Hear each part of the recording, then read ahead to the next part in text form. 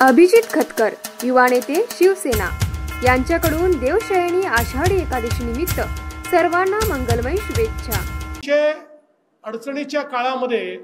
आपल्या भागवत धर्माची पताका या ठिकाणी उंच ठेवली आणि हा वैष्णवांचा जो मेळा आहे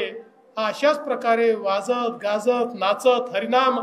त्या ठिकाणी हरिपाठ करत खऱ्या अर्थानं जेव्हा निघतो त्यावेळी निश्चितपणे मला असं वाटतं की एक वेगळी असीम अशा प्रकारची ऊर्जा तयार होते आणि माझा महाराष्ट्र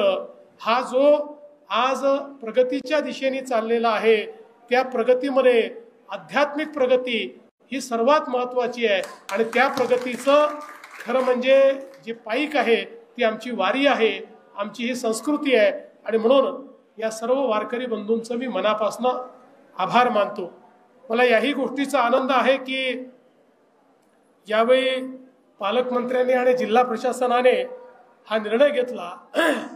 की VIP दर्शन जे आहे ते कमी करावं, ते बंद करावं, अगदी नेमक्या लोकांना त्या ठिकाणी